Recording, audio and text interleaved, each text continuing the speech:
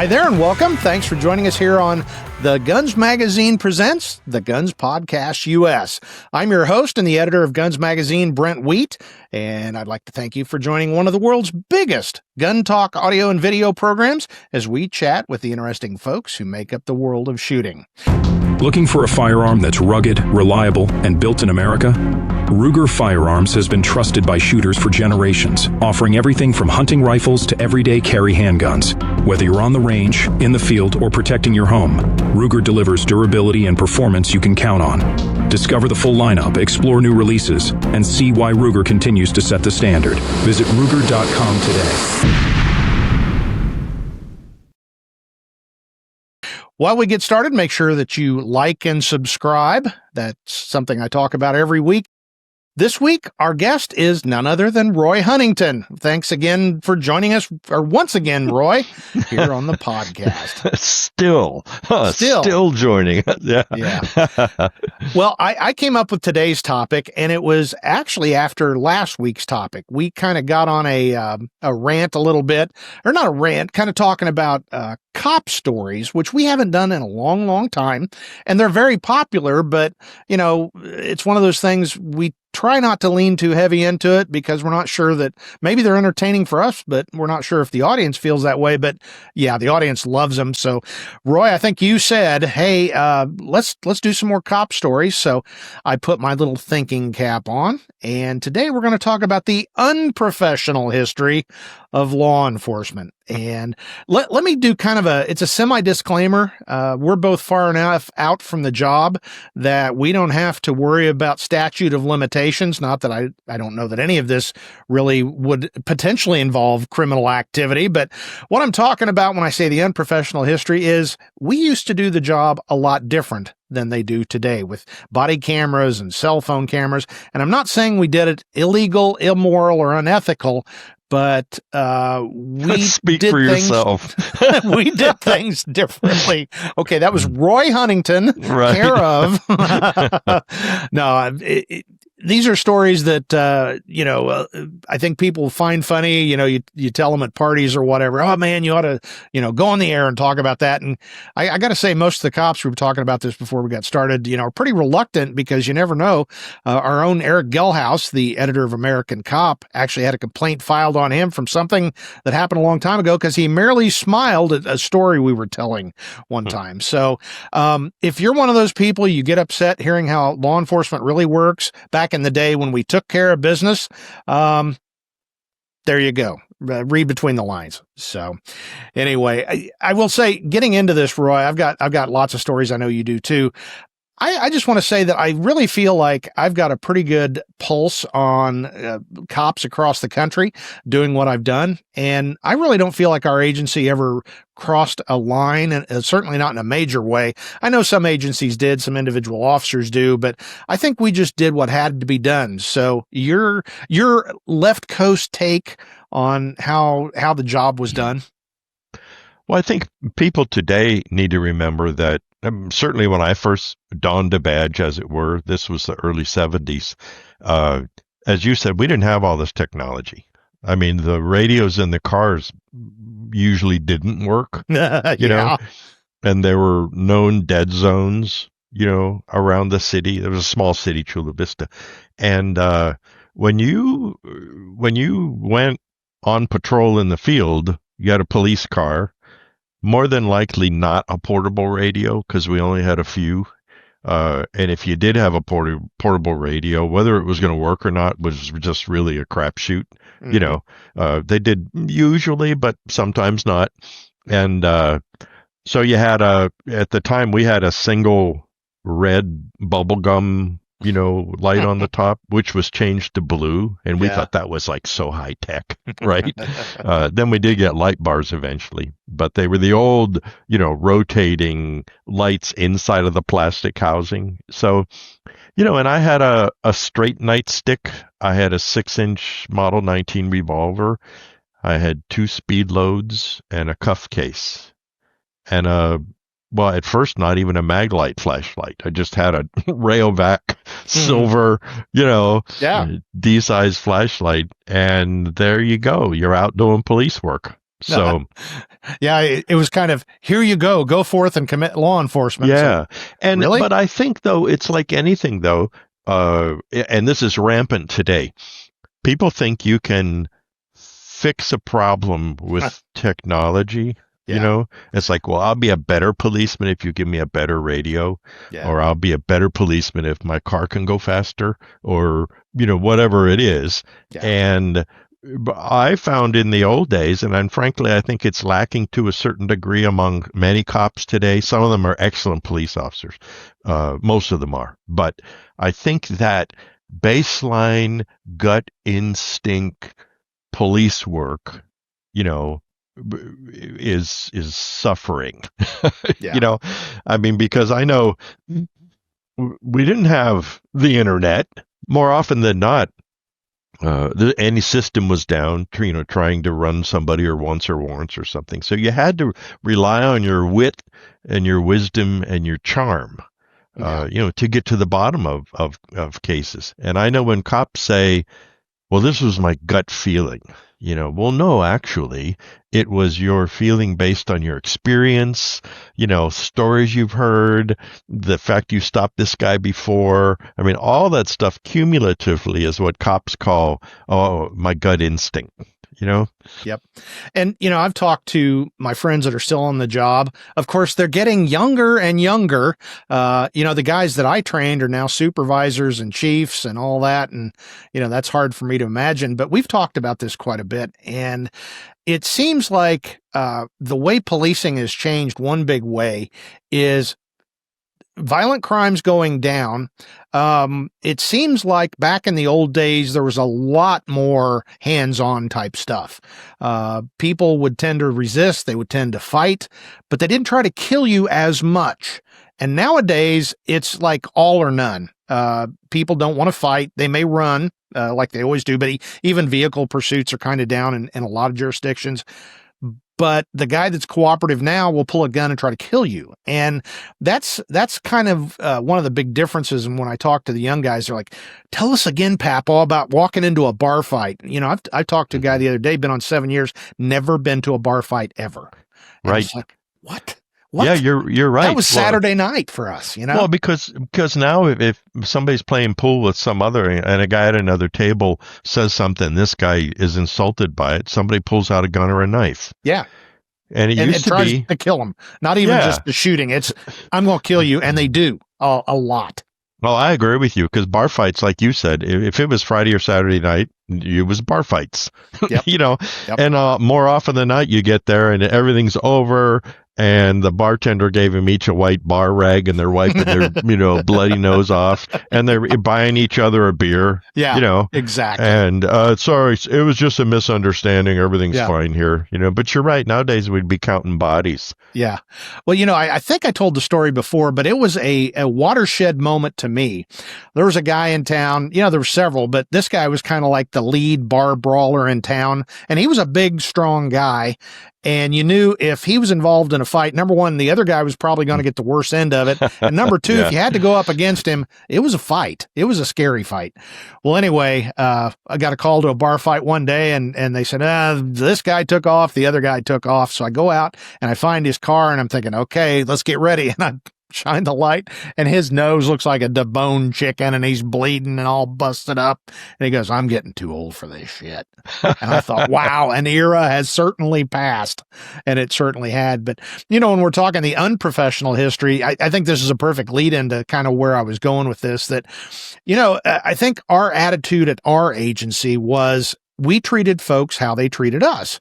And if they wanted to be an ass about it and fight us, we made sure not only that we won and that they understood that's not a good thing. And I'm not saying a beating commenced, but we used the appropriate level of force.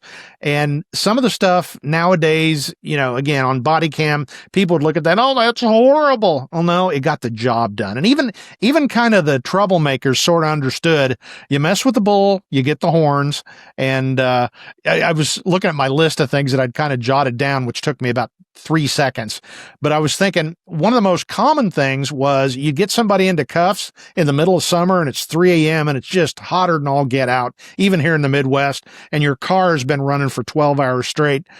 if they wanted to be a problem, you'd put them down on the hood. Well, let's work this out. The hood was about 6,000 degrees. Right. You might hear a sizzle or two and they'd start complaining, oh, it's hot.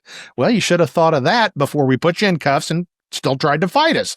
So, and the corollary to that was we had white cars most of my career. And if somebody bled on the hood in the summer, you generally let that stay. And that kind of served as a warning, you know? That's true. Like, yeah. oh my. Hey, what's that? Blood. Blood. Yeah. Exactly. Now it's a hazardous material and we have to clean it. And I know. I mean, I don't know if today is better or not. There's a part of me that says, no, it's not better. You know, you and I had freedom that the cops today don't have. I mean, everything today, they know exactly where you are. Mm-hmm. They know exactly what you're doing. There's video of everything you do, right? Yep. And then also everyone around you is taking video of what you're doing. And so taking it out of context. Yeah. I don't think today cops have the kind of ability to make subjective decisions to do the spirit of the law rather than the letter of the law. Exactly. Because the problem is, if I stop some kids in a car and they've got some beer, you know, well, in my time, you evaluate who you are here. Nobody's drunk, right? You know, maybe there's an open container in the back.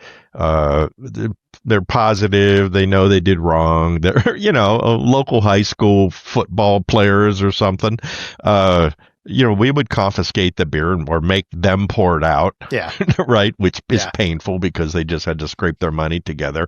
Yep. And then do a field interrogation on them and send them home with a stern warning. Mm-hmm. Right. Well, I mean, I know because I would frequently follow up at home, you know, and I would say, hey, I just want to let you know I stopped your boy tonight. And, you know, we pour the beer out. And the parents were always extremely thankful. They appreciated the fact that I handled it the way I did. There's no doubt in my mind those kids' lives were hard for a while, you know. And today, I don't think you could do that because there'd be 6 people there filming you, you know, as you get the kids out of the car, letting them dump the beer out, you know. So there would either be half of them would say, gosh, that was great. The cop understood and tried to do the spirit of the law. The other half would say, you know, this is just terrible that they didn't enforce the law. Yeah. You know, and it's and the part that makes me crazy is the use of force. And, you know, so many of the things that we have thought over the last 10 years were a terrible travesty of justice. Well, once cooler heads prevailed and the evidence was looked at, evaluated empirically, well, now suddenly the narrative as promoted by our quote unquote friends in the media and of course social media maybe not turned out to be true. And I've got actually I know I'll probably get a complaint because I'm laughing about it, but it was funny when it happened. The guy wasn't seriously hurt and he learned a lesson. We were working one night and this guy, I forget it. It was one of those nights, every once in a while you get somebody who is every single call. You know, you get vandalism, you get a fight started, you know, you have 4 or 5 calls and you get there and it's like, oh yeah, it was Billy Bob. And then you go to the next call. Oh, yeah, Billy Bob just was here and he ran. And, you know, so we were looking for this guy all night and we know he'd created problems. So I and another officer found him and the foot pursuit started. Well, it worked out that we got him corralled and he was drunk and high and stupid and he tried to fight us and, you know, push and shove and kick and bite. And I think he went for the gun of one of the officers. So that went from just a scuffle to, you know, this is serious business. Well, we get him to the car. He's still fighting and carrying on. We've only got him handcuffed. So I throw him in the car. And the officer with me thought that I got him in the car and he started slamming the door, right? So he couldn't get back out.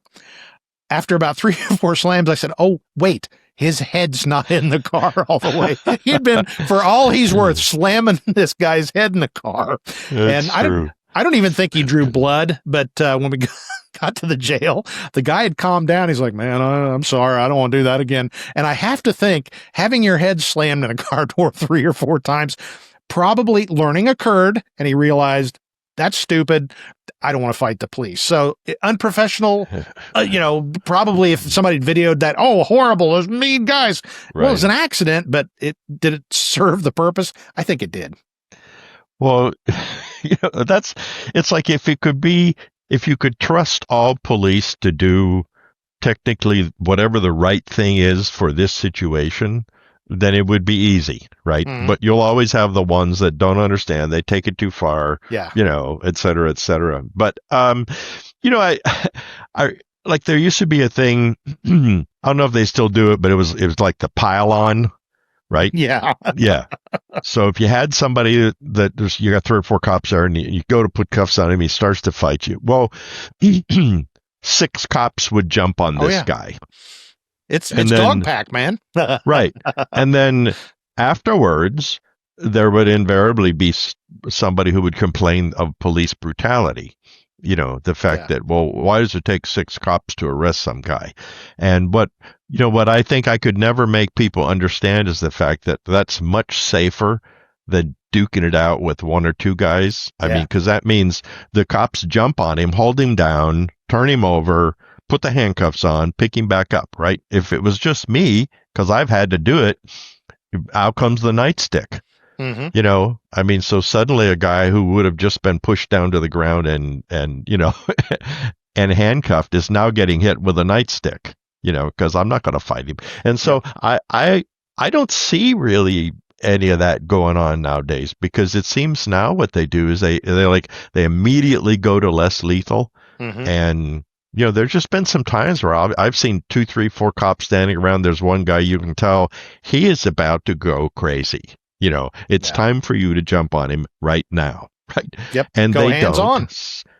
Yep. So he starts to go crazy. So out comes 2 tasers. There are, Mm-hmm.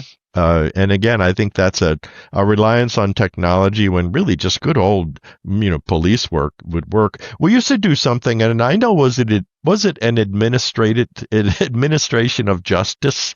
I think maybe like we used to do something called a screen test. And I know what you're talking about. Yeah. So in those days, it was an extruded metal screen that separated you from the prisoner in the back. I know most cars now, they've got, plexiglass or something, because nowadays idiots spit on you. For some reason, they never spit on us in the old day. Well, because they knew they were going to get their ass kicked if they did. That would be an ass kick, and I'll admit that freely. Yeah. That was a line you didn't cross. I actually did that. One guy did that to me, and I just quietly reached like this, and I squirted his ass with my mace in my police car. Right. Yeah. And then I finally took him out and hosed him off, and it all worked out. Everybody was happy after that. But yeah, what a screen test is you have a guy sitting in the back seat of your car with handcuffs on who has been a raving asshole, and or he's beat up somebody badly. Maybe he's a child molester. Maybe this is a bad guy. Yeah. And he's still carrying on in the car, trying to kick the windows out, trying to, just out of control. Well, what we would do is you'd go, 15, 20 miles an hour and then put the brakes on really hard. Mm-hmm. Well, of course, I don't know if they probably seatbelt them all in nowadays, but we never seatbelted anybody in those days. And so then they would go forward, smash, right? And smash their face on this grate, which sometimes it would, you get a little light cut or a bloody nose or something. Yeah. But you know what would always happen afterwards? They would just sit back there and quietly behave after that. Usually. I had a guy that threatened me and my family, and he said he knew where I lived, and he was just being one of those. And I got to the jail. They're like, "You need help?" I'm like, "No." Dog ran out in front of me 3-4 times. He's calm now. So. Well, when we used to drop him off at the county jail, I'm sure this is different too. The county jails are usually run by the sheriff's department. We were city cops. So you arrest somebody, bring them down to the jail, and they had this thing they called intake. And so what that was, it was an area that you would park your car outside, get your prisoner out. They would open up a door. You would go inside. They would close the door behind you. And then you're in a little, like a cell, essentially. And then to one side, there was what they called like a intake, that was where they put you right after you get booked. Right. And then over here is where the deputy's there. So you'd hand a booking slip to the deputy and they would say, okay, this and this, and you go, okay, thanks a lot. And if it was a smooth transaction, you unhandcuff the bad guy, the door would open, he would walk into the holding cell, and then the door would close. You would thank the deputies and you would leave. But oftentimes, you end up dragging two cops that drag some guy in here, and he's kicking and fighting and screaming and calling everybody names, and he calls the deputies names, and I'm not going to do anything you tell me to do, in stronger language than that, right? Yeah. Well, Yeah. I was always amused because you would look over and you'd see the deputy look, and then suddenly there would be 5 deputies standing there, and then the door would go clunk, which was unlocking the door, and it would open. And then they would come in and take this guy and take him around the corner because they had a rubber room right there, for the real loons, and it just so happened there, the rubber room area, also there was no cameras visible anywhere, and I know people today, I'm sure there are many people mortified. I'm sure there might be cops listening to this going like, yeah, why don't we have that today? Yeah. Anyway, so then you would hear like, and when you're here, you will be very respectful and say, yes, sir. No, sir. Do you understand? And you'd see him start to, you're like, oh, yeah, well, and you'd hear him go, and then it's like, okay, just to reiterate, from now on, you will be a gentleman while you're here. Is that correct? And then usually 2 or 3 cycles of this, and then it's like, yes, sir. Yeah. Sorry, sir. And then he would come back in. And he's like sweaty and, his face is all red and stuff. And then they'd put him back up. You put him back up against the holding tank door. Yeah. And then the deputy would come back and say, let's do this again. Let's try again. Mr. Johnson, do you understand the rules and regulations? Yes, sir, I do. Okay. Oh. Officer, you can unhandcuff him. Door's going open. You're going to step in there. Yes, sir. And then click, Oh, that's funny. And then, but we, of course, loved that. It was like, thank you. Yeah. Well, I'm going to tell a story. I had not intended to tell this story, but for those of you who complain, it's 40 some years ago. The person who did this has passed away. And the person who did it too, I think is still a fugitive for justice or dead in a shallow grave. He was a piece of work. Well, anyway, my very first shift at the jail, day shift. So nothing's really supposed to happen. Well, they bring in a fighter, and this guy was literally, he had a stack of, we used bookend cards. He had a 2-inch stack of bookend cards. This guy had to get arrested all the time. And he wasn't just the town drunk. He was a fighting drunk, and just an awful human being, created problems for everybody. So they bring him in one day and he's fighting. So the guy I'm working with was a retired police officer. So he's older. And he had a reputation for not taking a lot of guff. So he's trying to show me how to book in a guy, and the guy's just giving him a ration, and then he kicks the desk. So the guy I'm working with very calmly takes off his glasses and folds them and sets them down. I'm like, oh, this is going to get interesting. So he said, are you going to cooperate? And the guy, answered with a string of terrible expletives.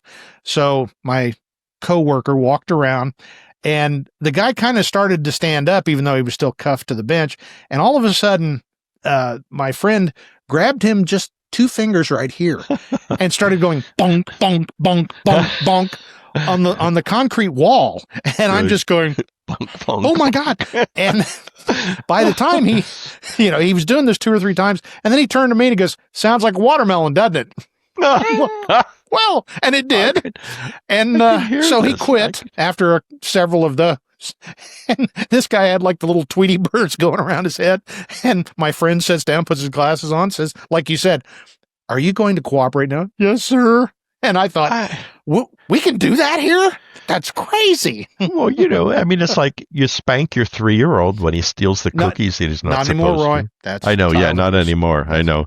Well, we used to have something called everyone calls it a chokehold, but it's not a chokehold. Yeah. A choke is when you can't breathe. Right. We used to use, it's called the carotid restraint. And so we were all taught that. Everybody used it. It worked great.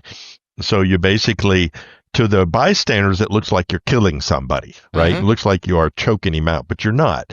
If you're not familiar with it, so you put the crook of your elbow around somebody's neck, so his airway is right in the crook, so he can breathe fine. Yeah. But then when you apply pressure, that stops blood flow to the brain. And if you do it right, night, bye-bye. Yeah, literally within 5 seconds, 10 seconds max, you feel them go limp.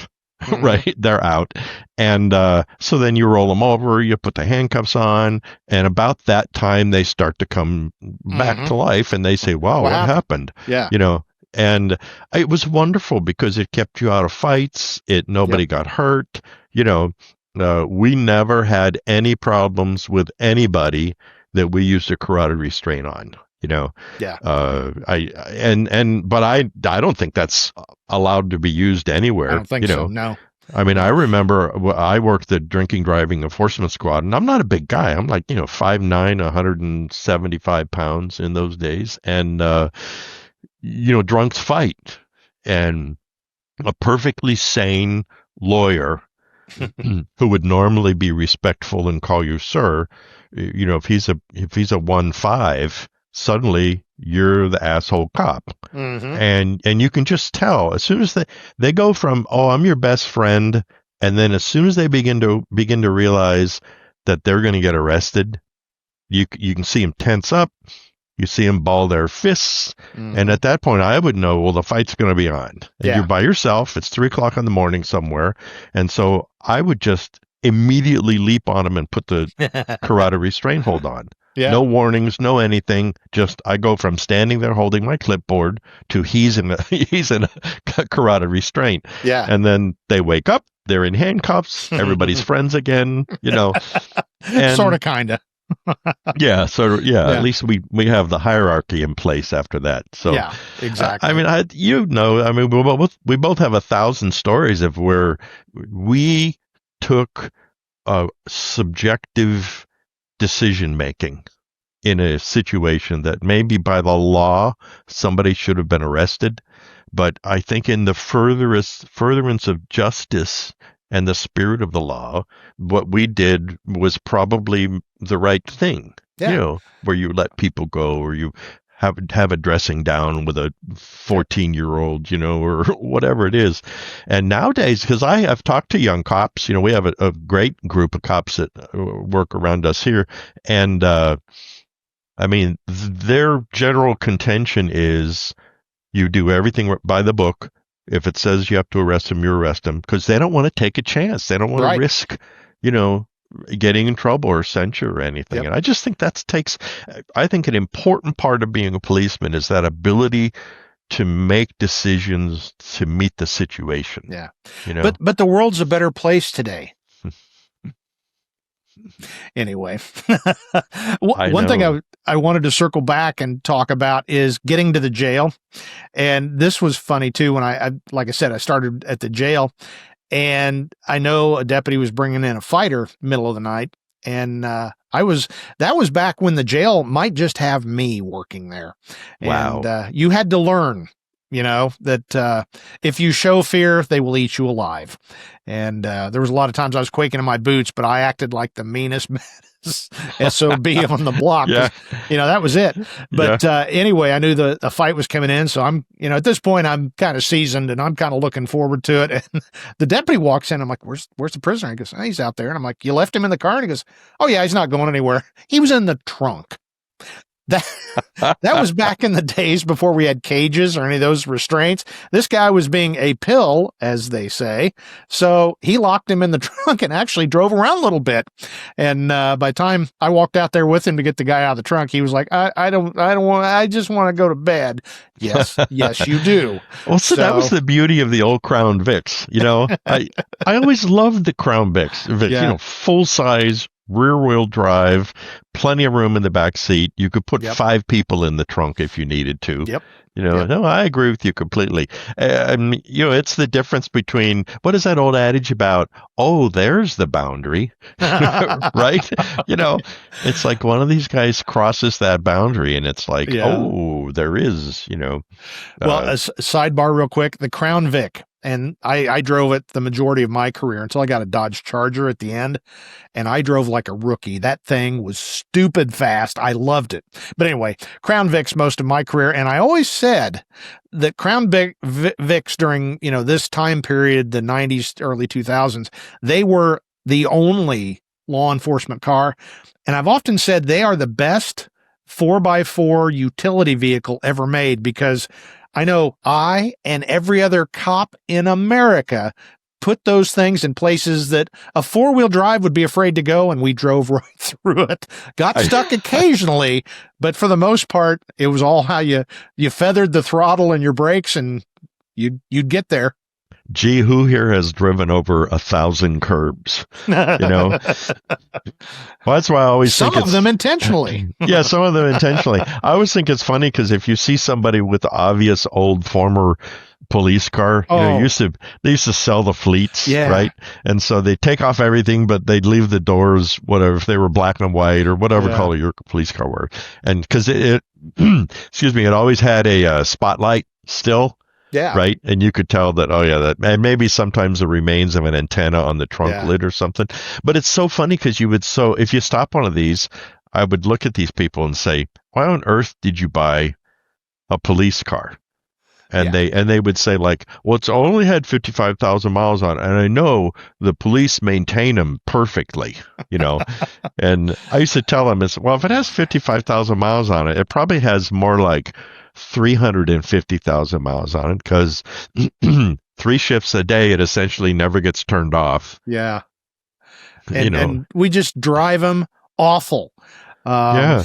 I mean, you wear brakes reverse, out, slamming. The tires are always worn. In the front from turning corners too fast. No, absolutely beat that. Because if you break it, you just go back and get another one. Exactly. Well, true story. When I retired, the boss called me and goes, "What'd you do to your car?" And I said, "I didn't do anything. It was in perfect shape." And he goes, "Really?"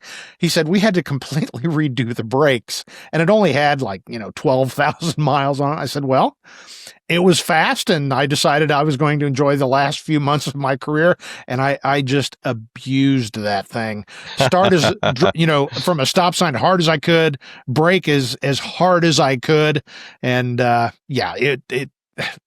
not proud of that. Well, I'm a little proud of it, but we had Fairmonts in the early 80s. Yep. And they had a 255 cubic inch V8 engine. You could put the engine in your pocket if you wanted to, right? And if you were on a freeway on a down slope, you could get about 85 out of it eventually, right? And had no acceleration whatsoever. Couldn't steer. And you had about 2 good brakes in it. In other words, you could brake hard, go around the next turn, brake hard, and now you don't have any brakes. Yep. It's true. And another thing, I don't know if this still goes on either, but we used to have what are called pool cars, and so each beat. And those were even worse. Oh yeah, those were like ex taxis that I think they bought and they painted them to look like police cars, and. Because nobody really owned them. If you had a beat car, the 2 or 3 guys working the beat tended to take care of it, because you'd get with the other guys and say, "Hey, look, don't leave your sunflower seeds in the floor, idiot." So they tended to say, okay, once they got a lot of miles on them, they would be transferred to beat or to pool cars. But I don't know what it is, but in those days, cops, they crashed a lot, and maybe some of it was because the brakes were bad. And the V8 engines were fast. I don't know what the deal is, because certainly the modern SUVs, they handle better, they stop better. I'm sure that keeps. They have what do you call automatic traction control and stuff. Right. We never had any of that, right? But I remember one night it was in the beach area, and you know how if you have a divided roadway, so there's lanes going north, lanes going south. This is in the city, and then there's a raised curb, little raised island. In between them, right? Well, these cops were going 80 miles an hour where they shouldn't have been going 80 miles an hour, and they lost control, and they went perfectly right on this island, except the problem was the wheels fit on either side on the roadway, right? And so this basically tore off everything underneath the car, My. And so then they went, we're in trouble. It was a graveyard. So they hauled ass back up to the area station, parked the car in the lot, right? Took another one and left. And of course, in those days now, there's no GPS, there's no anything. It was a pool car, so theoretically when you go out, you're supposed to write the car number down on your daily journal, right? Which was maintained by pen and paper, right? So what they did was they just made another journal with whatever the new car number is, right? Yeah. But there's always somebody somewhere, and sure enough, they got caught. Everybody got a vacation on the beach after that and stuff. But That's funny. I doubt very much that kind of stuff goes on today, because I'm sure they have your DNA. Yeah. Well, I always joked in my career, especially when I became a supervisor, that you could walk into the squad room and there could be a severed human head sitting on the desk, and you'd start asking around. I don't know. Yeah, it was there when I got there. It's like, really? It's a human head? I don't know. So now there's.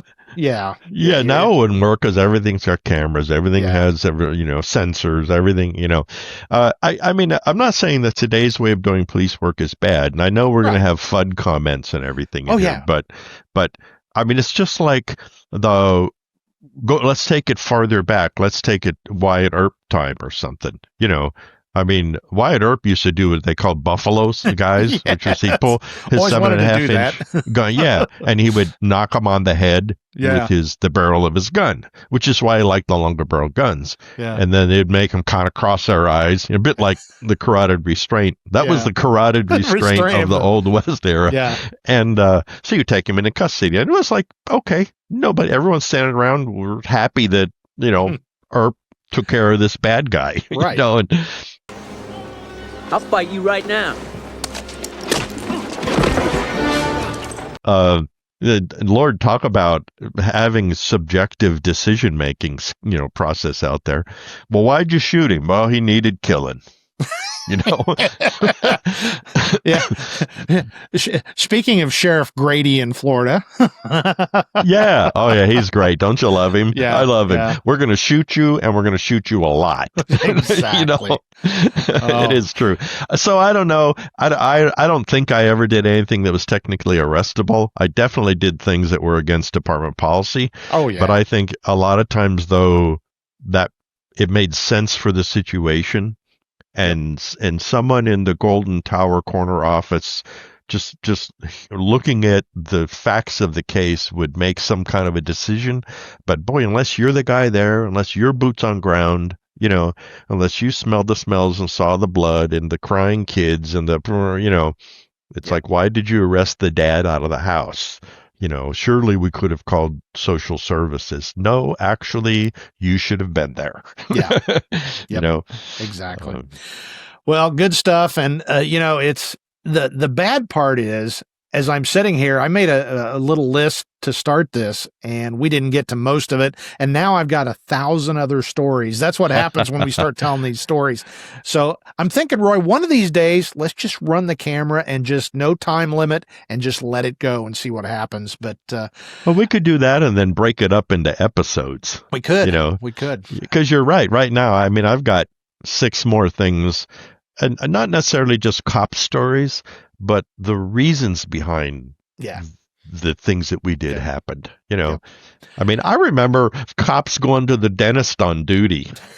Oh yeah. And you pick up your laundry, and I mean, my friend and I, we worked a 2-officer unit for a long time doing speed control, and we were both tool guys, and so we would just kind of also make the rounds of the tool stores, and it was really interesting because today I would feel a little uneasy. I don't know, but in those days you didn't. And so here 2 uniformed cops with their radios blaring, we're walked into some like Harbor Freight convo place looking around, but nobody cared. In other words, they were like, "Hi officers, how you doing? You need help with anything?" No, we're just, "Oh, okay, thanks." I mean, it being in a small town, we had hangouts. The captain liked to hang out here. The sergeant was always there, and it didn't always involve a woman. There was just a lot of he liked to hang at. One guy used to hang at Joe's Used Furniture every shift, but you know what? Joe liked it. And that was community policing at its best. I don't know that you should have spent an hour out of your 8 hours there, but, at least there was no crime when it was there. So. Well, if there's nothing going on, it's like there were a lot of restaurants, Dunkin' Donuts, for instance, that's a place that we would go and you'd sit, because it was all paper reports, right? Yeah. So you would get out of the car for a while and sit there. You're still on call. right? But you're just trying to get your paperwork done. And of course, the girls at the Dunkin' Donuts loved it because your police car was parked outside, and nobody's going to be messing with them while you're sitting in there. And little restaurants were happy about that. And I remember the hospitals used to have a dedicated. Most of the hospitals had a dedicated little room, kind of, and it was the police room. And so you could go to the hospital because they have a clean bathroom, right? You could wash your hands with soap, and chances are good you could also eat at the cafeteria. Most of them would let us eat at the cafeteria, and then the nurses and everybody were really happy to see you. And more than one time, there'd be a couple of us in the officer's room catching up on paperwork, and this wide-eyed nurse would come running in and saying, "Hey, we need you now in the ER," right? Yeah. And so we would drop everything, run into the ER, and end up in a fight with some idiot or something. Yeah. So, I don't know how much of that goes on anymore. So, well, let us know. I think that's a good stopping point because otherwise we could go on for hours. But drop me an email. That would be editor@gunspodcast.us. Or if you're watching on YouTube, make sure that you leave a comment below. I'd love to hear what you think and what you believe. And I know our audience includes a lot of old cops, and I get such a kick, and I know Roy does too, about hearing your stories. So let us know, and who knows, some of it may turn into an episode. Before we go, a couple of housekeeping items. Of course, make sure you like and subscribe. I always ask. And if you're looking to buy Roy's Insider column book or John Connor's Odd Angry Shot, you can go to FMG Pubs, of course, and they make great gifts for the shooters in your life. But Roy, I wanted to give a special shout out to gunsmagazine.com. Now, we've had a number of changes. We've talked about it a couple of episodes ago, but gunsmagazine.com is still a thing, and we're still putting out great content. And if you like what we were doing, I get that you're not, folks aren't necessarily happy about paper going away, but it is what it is. And if the folks are still there, and I'm still the editor, so you can go to gunsmagazine.com and check out all of your favorite stuff and all the stuff that you used to have, years ago. So anything on top of that, Roy? No, I think people forget that the Guns Magazine website, AmericanHandgunner.com too, that you can access hundreds and hundreds and hundreds of articles that you've seen in the pages of the magazine. So, if your new interest is the new SIG something, well, go to either of those or both of those websites, use the search engine, type in what it is you're looking for, and chances are really good you're going to see a lot of information. Yep. Including video links and stuff like that. So, and check out our YouTube channel, FMG Publications on YouTube, because there's a lot. We have what do we have? I think 2,000 videos there now. It's a lot. Yeah. So, well, good stuff. And I'm so sorry, Tom McHale. Yes, AmericanHandgunner.com. I wanted to focus on Guns Magazine, but both of those are still there. Both are still putting up content daily. So go check that out. And one final thing, Roy, if you want a mug or a t-shirt supporting your favorite shooting podcast, you know where you can go? gunspodcast.us. We've actually got merch now. So one of these days, we're both going to have the t-shirt and the coffee mug on camera. So check that out. Whether you're on the range, in the field, or protecting your home, Ruger delivers durability and performance you can count on. Discover the full lineup, explore new releases, and see why Ruger continues to set the standard. Visit Ruger.com today. Anyway, on behalf of everybody here at FMG Publications and gunspodcast.us, and certainly for Roy Huntington, I am Guns Magazine editor Brent Wheat, reminding you yet again, now get out there and get shooting.